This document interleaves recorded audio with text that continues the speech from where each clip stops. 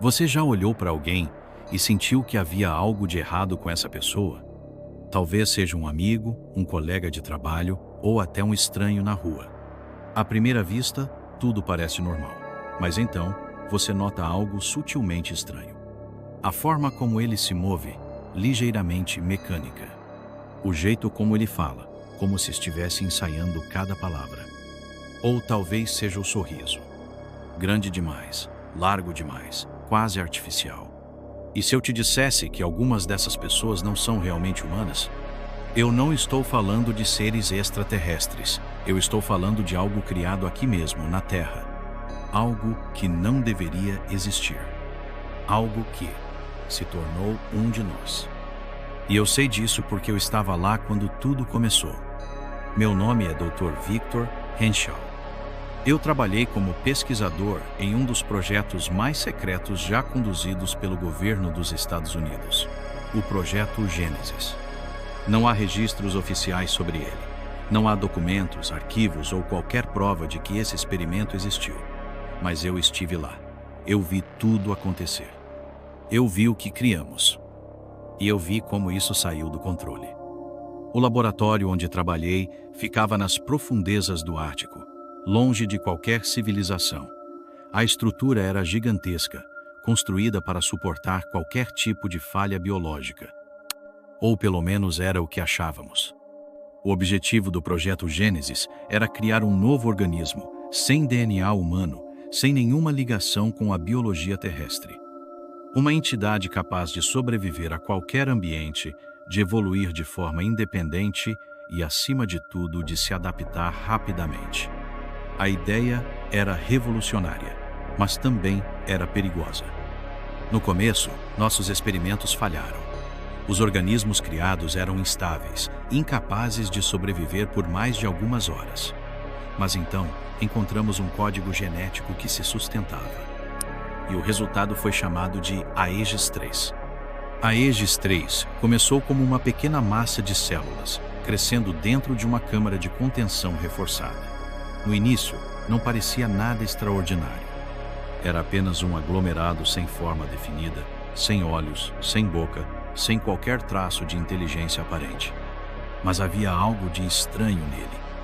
Diferente dos organismos comuns, a Aegis III não precisava de oxigênio, de nutrientes ou de qualquer energia conhecida. Ele simplesmente crescia. Sua estrutura se autorregenerava. Se uma amostra fosse retirada, ela se reconstruía sozinha. Era como se o próprio organismo estivesse decidindo a melhor forma de sobreviver. E então, notamos algo ainda mais bizarro. Ele reagia à nossa presença.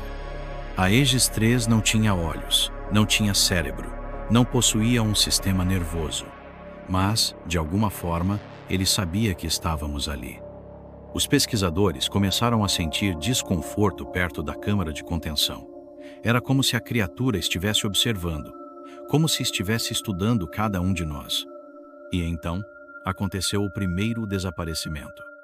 Era noite. O laboratório estava silencioso, apenas as máquinas de monitoramento em funcionamento.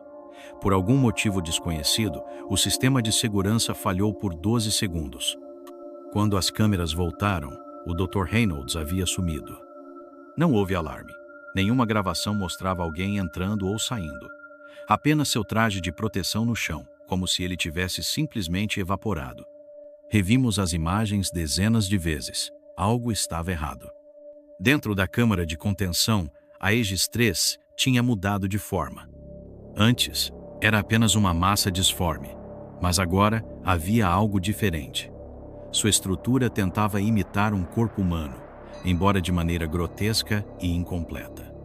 Parecia que ele tinha absorvido o Dr. Reynolds. Ou, pior, copiado ele. Na manhã seguinte, alguém bateu na porta do laboratório. Era Dr. Reynolds, mas algo estava errado. Seu rosto parecia estranho, como uma imitação mal feita. Seus olhos estavam ligeiramente desalinhados, seus movimentos não eram naturais. Ele pediu para entrar. Nós recusamos. Então, ele sorriu. Seu sorriso era grande demais, largo, esticado de uma forma que não deveria ser possível. E foi nesse momento que soubemos. A coisa havia saído da contenção.